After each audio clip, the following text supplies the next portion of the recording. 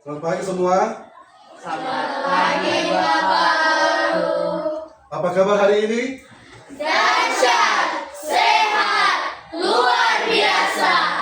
Yes, yes, yes. Oh mantap, boleh semangat sekali. Jadi untuk sekarang kita akan belajar tentang mata pelajaran yang baru, yaitu coding dan kecerdasan AI ya. Jadi itu adalah suatu mata pelajaran yang baru. Dan pada saat ini kita akan belajar satu tema, yaitu berpikir komputasional sebagai dasar coding dan kecerdasan artifisial. Nah, sebelum kita masuk dalam materi, ini Bapak mau tanya siapa yang bisa pimpin doa pembuka. Oke, mari pimpin doa. Teman-teman, sebelum kita memulai kegiatan kita pada hari ini, marilah kita berdoa. Dalam nama Bapa dan Putra dan Roh Kudus. Amin. Tuhan Yesus, semoga dalam kegiatan ini kita dapat belajar dengan baik, dan semoga apa yang diberikan Bapak nanti bisa kita terapkan dalam waktu inilah doa kami demi Kristus Tuhan dan Tuhan. Amin. Nama Bapa dan Putra dan Roh Kudus. Amin. Terima kasih. Silakan dulu. Nah, seperti yang Bapak bilang tadi, ini adalah satu mata pelajaran yang baru ya. Nah, untuk tema kita pada hari ini adalah berpikir komputasional sebagai dasar coding dan kecerdasan artifisial. Untuk tujuan pembelajaran hari ini adalah kalian bisa memahami konsep dasar berpikir komputasional, dan yang kedua mampu menguraikan dan memberi contoh penerapan berpikir komputasional dalam menyelesaikan berbagai permasalahan dalam kehidupan sehari-hari. Jadi itu adalah tujuan pembelajaran pada pagi hari ini. Nah, lanjut.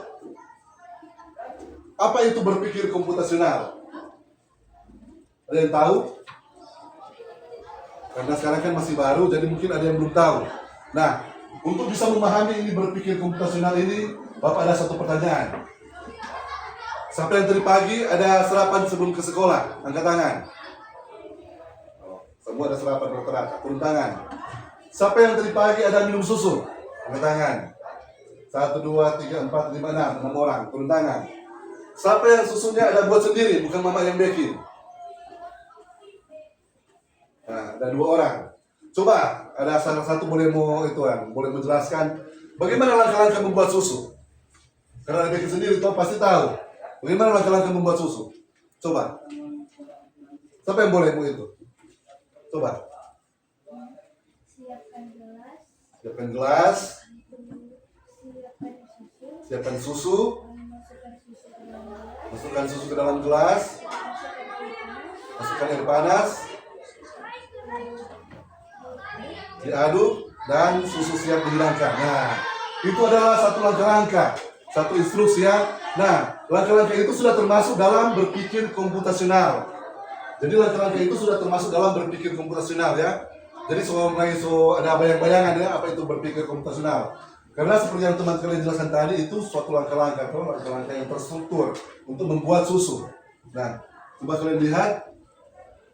Berpikir komputasional adalah sebuah metode untuk menyelesaikan masalah secara sistematis. Seperti tadi masalahnya adalah membuat susu. Nah, DP itu menyelesaikan masalah adalah secara sistematis. Tadi yang langkah-langkah itu adalah suatu cara yang sistematis dan logis sehingga dapat diproses oleh manusia maupun komputer. Jadi seperti itulah yang dimaksud dengan berpikir komputasional. Dalam berpikir komputasional itu ada 4 prinsip. Jadi dalam berpikir komputasional itu ada 4 prinsip. Yang pertama adalah decomposition atau pemecahan masalah. Yang kedua ada pattern recognition atau pengenalan pola. Yang ketiga abstraction atau abstraksi. Dan yang terakhir adalah algorithmic thinking atau berpikir algoritmik. Nah, untuk bisa lebih jelas, maka ini akan kita bahas satu persatu. Yang pertama adalah decomposition, memecah masalah kompleks menjadi bagian-bagian lebih kecil dan lebih mudah dikelola atau dipahami dengan sederhana. Mungkin ini masih sedikit susah untuk dimengerti. Agar lebih mudah dimengerti, maka kita lihat contoh sebagai berikut. Ini adalah suatu contoh. Kalian bayangkan kamar kalian itu berantakan sekali. Ada mainan di mana-mana. Ada buku berserakan dan baju kotor. Ini adalah suatu contoh. Masalah di sini adalah kamar berantakan dan harus dibereskan. Ya, ini masalah besar. Kamar berantakan dan harus dibereskan. Nah, ada yang boleh jelaskan bagaimana cara membereskan itu kamar? Nah, atau biasa di rumah Mama Jase bersih itu kamar? Gimana? Ada yang bisa menjelaskan cara-cara untuk membereskan di kamar? Kamar kan berantakan. Ada buku di mana-mana, mainan dan baju kotor. Coba.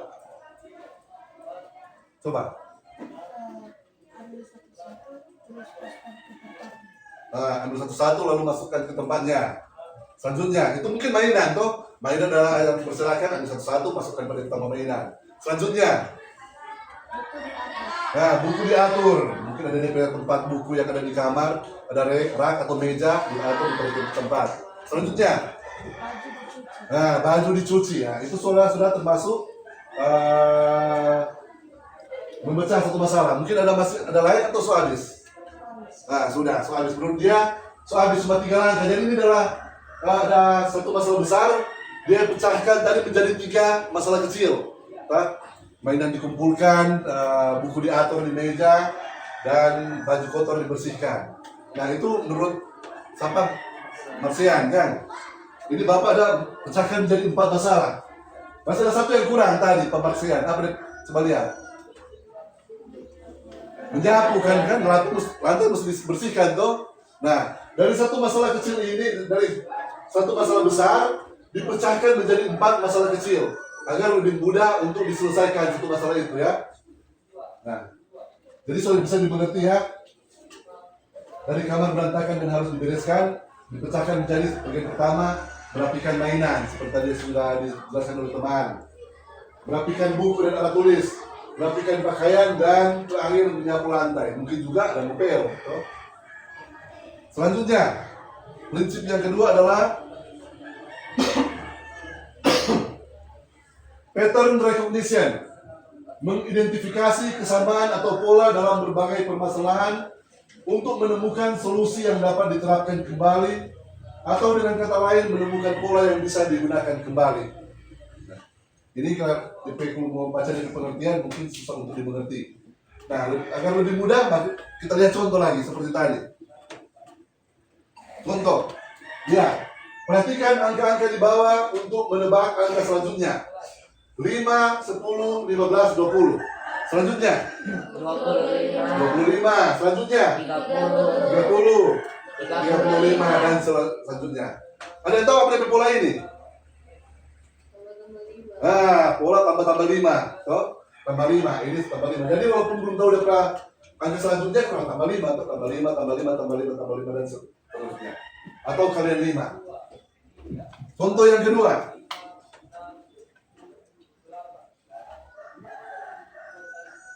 Perhatikan bentuk di bawah untuk menebak bentuk selanjutnya. Segitiga bulat kotak, segitiga bulat kotak, segitiga bulat. Sesudah bulat? Kotak. Sesudah kotak? Segitiga. Nah, cuma gampang toh. Ada yang tahu apa dari pola ini? Apa pola ini? Ada yang boleh temukan apa dari pola? Kan sudah tahu dia jawaban selanjutnya. Toh? Bulat, kotak, segitiga. Ada dari pola? Iya, segitiga bulat kotak itu DP bentuk toh, tapi ada pola, yaitu mungkin belum terpikir pengulangan tiap jenis bentuk ya, pengulangan tiap 3 bentuk 1, 2, 3 ulang lagi, 1, 2, 3 ulang lagi kan itu toh DP pola. Jadi pengulangan tiap bentuk toh itu DP pola. Maka sudah bisa menebak untuk pola yang selanjutnya. Contoh yang terakhir. Perhatikan warna di bawah ini untuk menebak warna selanjutnya. Biru, putih, hitam. Biru, putih, hitam. Biru, putih. Nah, jadi pola itu hampir sama dengan yang kedua. Pengulangan warna setiap 3 warna. Toh, itu dari pola. Jadi, so bisa mengerti toh, itu yang dimaksud dengan pattern recognition.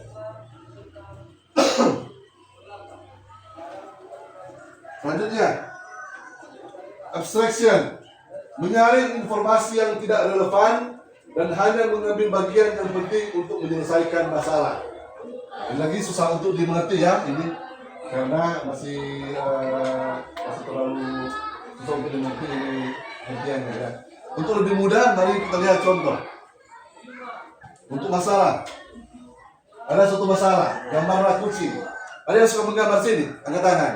Yang suka menggambar, 1, 2, 3, 4, 5, 6, 7, 8, 9. Ada 9 orang yang suka menggambar.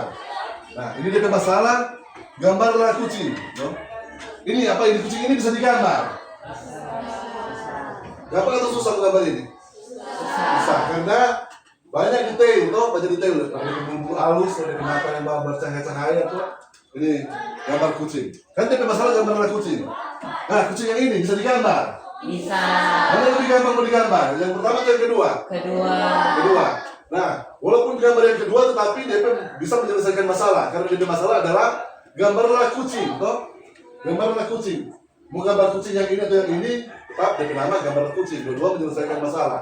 Tapi yang lebih mudah adalah yang ini, yang kedua. Karena ini menyingkirkan hal-hal yang detail, toh. Sehingga detail, itu yang bentuk nyata. Jadi seperti itu. Yang pertama adalah gambar yang non abstraksi, yang belum menghilangkan detail. Sedangkan yang kedua itu sudah abstraksi, sudah hilangkan detail, yang penting menyelesaikan masalah. Gambarlah kucing, toh. Nah, sudah bisa dimengerti, toh. Yang keempat, terakhir, algorithmic thinking, menyusun langkah-langkah, instruksi ataupun prosedur yang sistematis untuk menyelesaikan suatu masalah tertentu. Ini, kita lihat masalah apa yang ada di sini. Contoh, masalahnya adalah membuat makanan berdasarkan resep. Ini, bayangkan membuat mie instan atau super mie. Ada yang tahu bikin super mie sini? Pakai tangan. Nah, 1, 2, atau semua tahu bikin super mie. Mungkin makanan favorit, toh gampang tuh bikin super mie. Ada yang boleh jelaskan di langkah-langkah membuat super mie? Coba, ini paling muka. Panaskan air, siapkan mie, taruh mie di dalam air panas, tuangkan bumbu dalam mangkok atau piring, taruh mie di piring dan siap untuk dihidangkan, toh. Nah, itu langkah-langkah, itu termasuk dalam berpikir algoritmik, menyusun langkah-langkah. Nah, tadi itu orang sudah belajar tentang 4 prinsip berpikir komputasional. Apa yang berhubungan dengan kecerdasan artifisial? Bahkan baru belajar apa itu berpikir komputasional. Sampai ketemu belajar itu 4 prinsip berpikir komputasional. Apa yang berhubungan dengan coding dan kecerdasan artifisial? Nah, untuk itu kita akan bermain suatu permainan supaya orang bisa mengerti. Namanya adalah perintah robot. Nah, ini Bapak mau minta 2 volunteer, 2 partisipan. Ada, pegang tangan. Sudah, Marsian dan Kristabel. Mari maju di depan sini. Ini Bapak menjelaskan di langkah-langkah. Jadi mana yang menjadi robot, mana yang menjadi yang memerintah. Oh, Marsian yang jadi robot. Nah, robot sini. Sini. Jadi untuk dari perintah cuma ada beberapa perintah. Misalnya maju, mundur, hadap ke kiri, hadap ke kanan. Itu dari perintah ya. Mari sebelum kita bermain, mau coba dulu ini. Robot ini berfungsi dengan normal atau tidak? Biasanya begitu. Mari kita coba. Robot maju 1 langkah. Robot mundur 1 langkah. Bagus.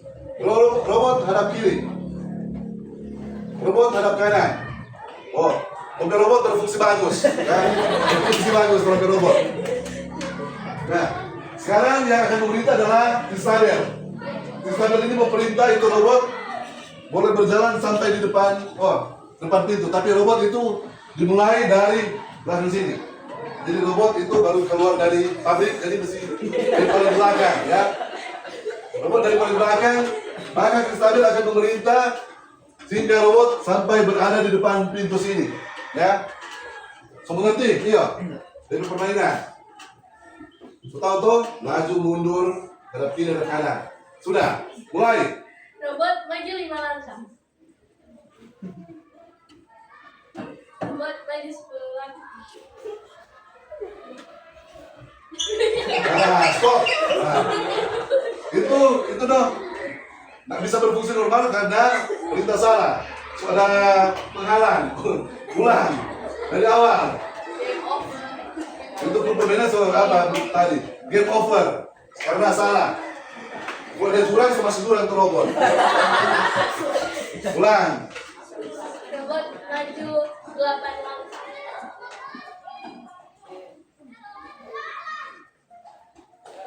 Robot hadap kanan.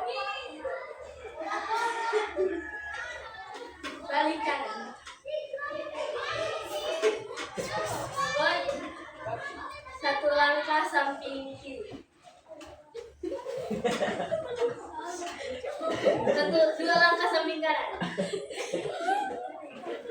Robot maju 8 langkah.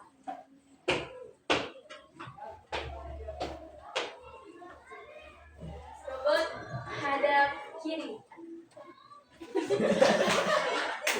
Balik kanan. Maju 2 langkah. Hadap kiri. Maju 2 langkah. Nah, coba. Oke. Oke, silakan duduk. Silakan duduk. Nah, nggak apa-apa, karena memang bagus ada yang tersalah, toh. Begitu juga dengan perintah komputer. Ketika kita masukkan suatu perintah salah atau instruksi yang salah, maka komputer itu tidak akan melaksanakan sesuai dengan apa yang kita harapkan. Begitu juga dengan AI. Misalnya kita bertanya kepada program AI, ada yang biasa menggunakan ChatGPT. Nah, ada yang biasa menggunakan ChatGPT 1, 2, 3, 4, 5, 6, 7, 8, 9, 10. Turun tangan. Nah, misalnya kita meminta toh, bisa buatkan apa, bisa selesaikan masalah ini atau bertanya tentang sesuatu. Apa yang dimaksud dengan misalnya coding? Toh, misalnya teman tanya, apa yang dimaksud dengan coding? Tanya di ChatGPT kan bisa. Tapi ketika kita masukkan perintah yang salah, maka yang muncul itu pasti beda. Begitu juga yang seperti tadi. Ketika kristabel perintah itu robot salah, mau suruh hadap kanan dan bilang hadap kiri, maka salah toh. Begitu juga dengan AI yang kita perintahkan, misalnya ChatGPT. Kita minta sesuatu tapi kita masukkan instruksi yang salah, maka itu AI tidak akan berfungsi dengan baik. Nah, kesimpulan dari perintah robot ini adalah, coba lihat. Robot menjalankan perintah sesuai yang diinstruksikan secara berurutan untuk tujuan yang sudah ditetapkan. Nah, robot itu menjalankan perintah. Walaupun perintah salah tetap dia laksanakan. Akhirnya tidak tercapai itu. Biasa mungkin tadi cuma mau sampai 10 detik sampai sini, tadi tak lama sekitar 20 detik karena ada perintah yang salah. Jadi itulah tujuan dari berpikir komputasional. Kita bisa buat itu perintah-perintah tersusun secara sistematis. Nah, sampai di sini bisa dimengerti ya? Ada pertanyaan? Sebelum masuk tugas kelompok, Bapak ada pertanyaan. Karena tadi kan ada pertanyaan kok. Ada yang biasanya pakai Maps? Maps, Google Maps atau ya, banyak kok. Turun tangan. Misalnya, ini kalau contoh. Kita mau ke Manado. Manado tuh dari pemohon ada mau ke Manado. Lalu pasang Maps, tujuan misalnya Mantos 3. Lalu muncul tuh DP jalur, Dia boleh tahu ada kan ada yang Maps, ada yang tanda merah tuh berarti macet. Ada yang bisa jadi atau ada mungkin warna hijau itu berarti jalan lancar. Ada yang pernah lihat itu? Ada. Oh, mengapa ini Maps itu bisa tahu di jalan mana yang macet, jalan mana yang lancar, jalur mana yang paling cepat mau sampai, jalur mana yang lambat mau sampai? Ada yang tahu? Kenapa? Nah, karena ada satelit. Ada jawaban yang lain.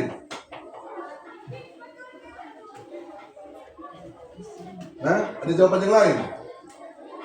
Ada Ada bilang ada karena ada satelit.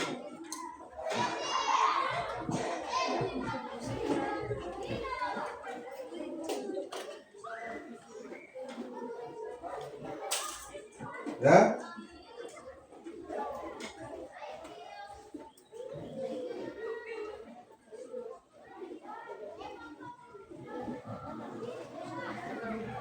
Yuk, ada yang bisa?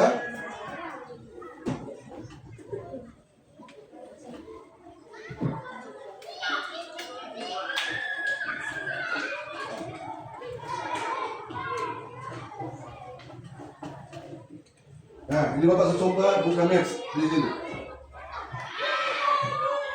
Ini tujuan dari sekolah ke Mantos. Coba lihat, ada jalur ke sini. Ini kan biasa ada boleh ikut jalan lain. Tapi bagaimana dia bisa menentukan itu jalur yang tercepat? Oh, ini yang tercepat atau ada mungkin ada macet dia masuk lorong.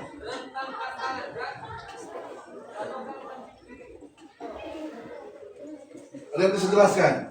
Tadi ada yang sejawab, Maksian sejawab. Karena ada satelit. Nah, tempat ini tuh ya, ada jalur yang biasa, ada jalur yang lebih lambat ini. Oh, sama. Tapi dia tunjukkan lewat jalur yang sini.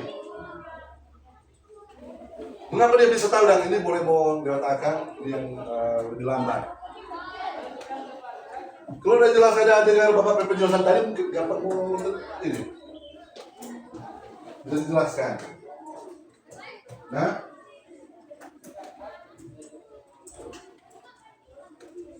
ini tujuan Mantos.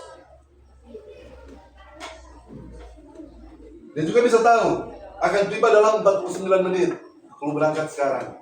49 menit sudah mau tiba. Ini fastest route now due to traffic condition ini.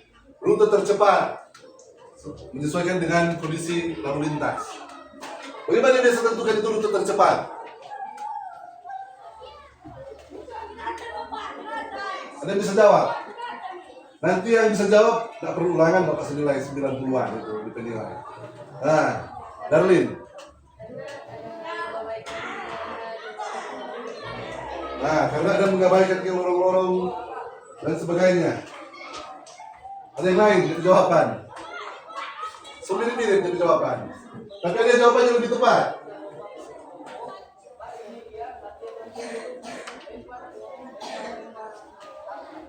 Karena ada pengenalan pola. Boleh jelaskan bagaimana pengenalan pola? Toh?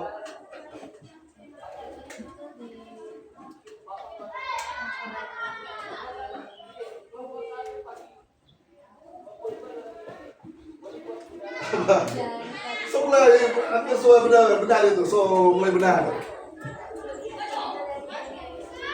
Nah, ada yang benar contoh dari hari sebelumnya. Ada masa yang lebih tepat.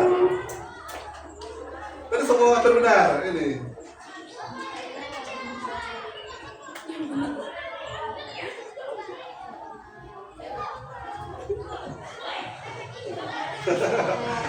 Oh, itu sudah mulai benar. Jadi ini, kalau benar lihat jawaban. Karena dia lihat pola sebelumnya, misalnya dari jam 6 sampai jam berapa sekarang? Jam setengah 9. Mungkin dari sebelum itu dari jam 6 sampai jam 8 itu sudah banyak yang lewat situ menggunakan Google Maps, ya. Oh, langsung lewat. Oh, dari Depola, dia sudah di Depola. Oh, pas banyak di Soli dekat Santo Yosef, kendaraan melambat, mungkin karena macet. Kendaraan berikut yang menggunakan Google Maps lewat situ juga melambat. Oh, berarti Depola itu sama. Di jalan dekat Santo Yosef itu ada macet. Nah, itulah mengapa sampai ini Maps bisa tahu. Jadi seperti itu. Jadi yang benar ini antara dua ini. Pengenalan pola, menggunakan pola ya. Selanjutnya, kita lanjut dengan materi. Untuk sekarang Bapak akan membagi LKS. Sekarang kan sudah ada 4 kelompok, 1, 2, 3, 4. Ini ada LKS, dijawab per kelompok. Nanti akan ada yang mau presentasi ini ya, dijawab di LKS ini. Sesuai dengan yang Bapak jelaskan tadi. Waktu 10 sampai 15 menit.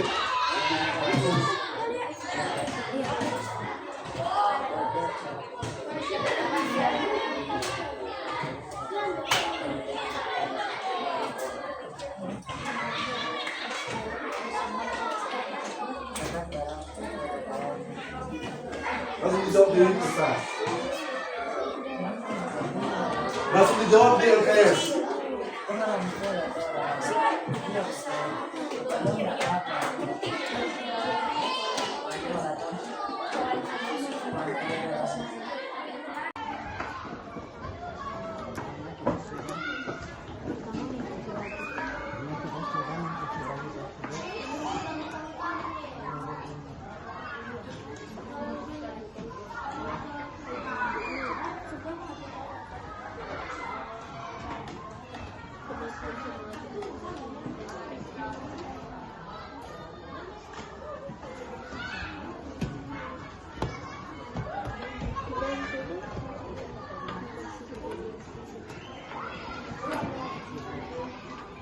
Tidur 3 menit.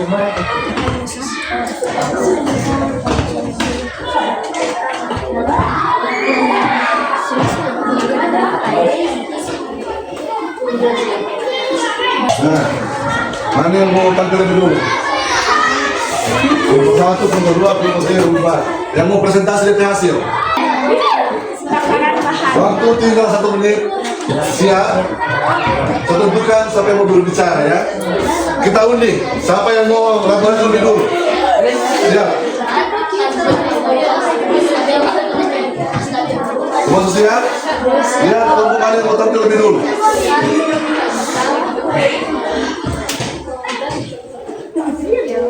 Nah, ada yang tampil lebih dulu? Kelompok 4. Mana kelompok 4? Silakan maju.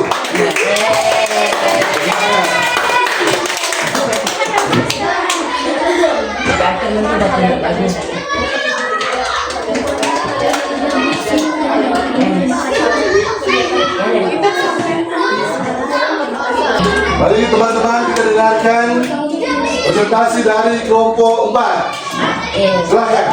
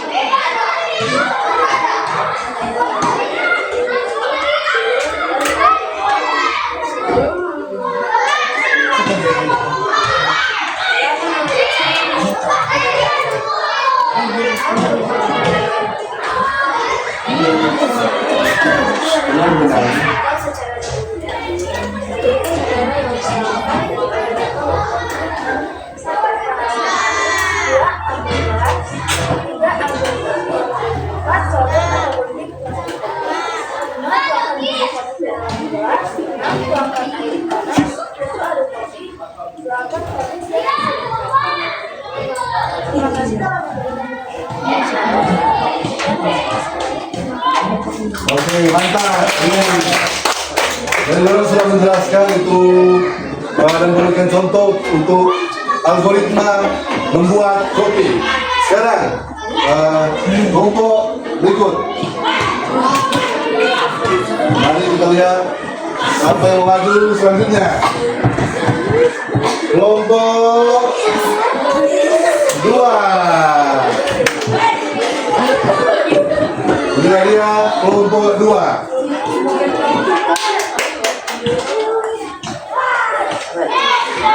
Perkenalkan kami dari kelompok 2.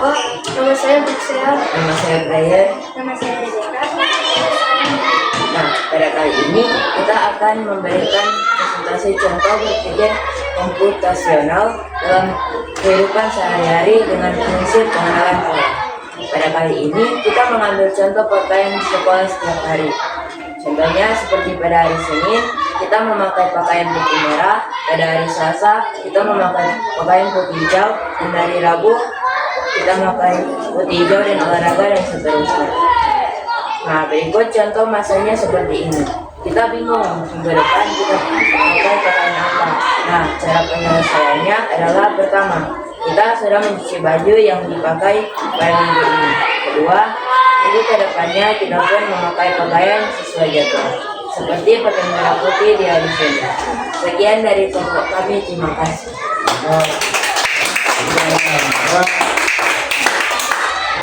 Selanjutnya Dua terakhir.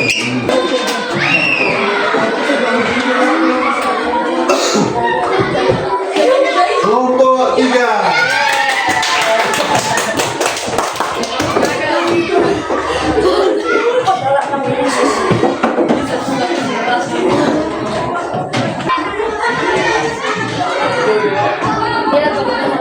Selanjutnya silakan kami dari kelompok 3 dan kami akan mempresentasikan diskusi kami dengan tema aplikasi.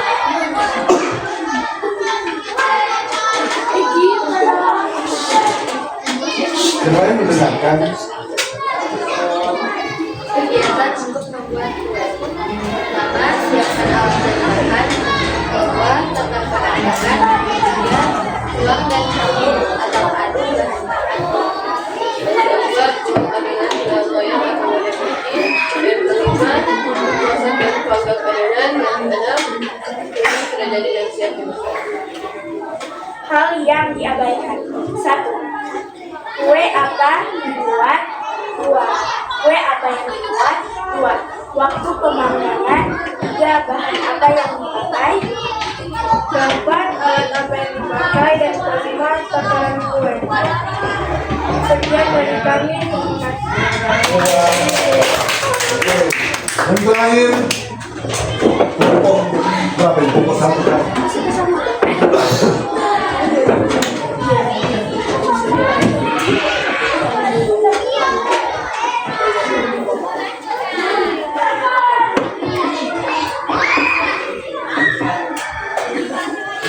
Hai teman-teman, sekarang kita akan mempresentasikan tentang mengenal cara berpikir seperti komputer.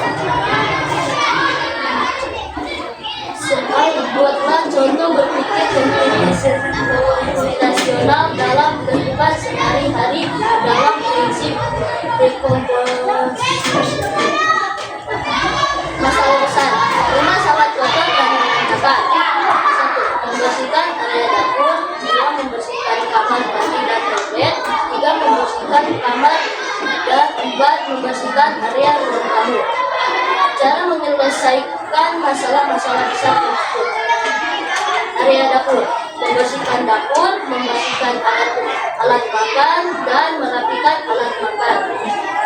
2. Kamar mandi, membersihkan wastafel, alat mandi, kloset, dan shower. 3. Kamar, membersihkan tempat tidur, menyapu lantai, dan membersihkan lemari. 4. Ruang tamu, menyapu lantai, mengepel, dan membereskan sofa. Sekian dari presentasi kami.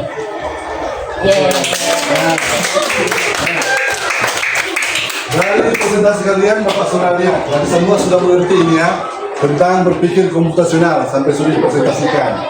Nah, yang terakhir, untuk refleksi pada hari ini, apa hal menarik bagi kalian pada pelajaran hari ini? Ini boleh kalian buat di buku catatan ya, nanti Bapak periksa. Terus dulu, apa hal yang paling menarik bagi kalian pada pelajaran hari ini? Oke, sudah. Jadi untuk materi kita sampai di sini ya. Semoga apa yang Bapak jelaskan tadi itu bisa kalian mengerti semua. Dan terima kasih sudah berpartisipasi pada hari ini. Sekarang siapa yang boleh mau duduk dengan doa? Mari, silakan maju.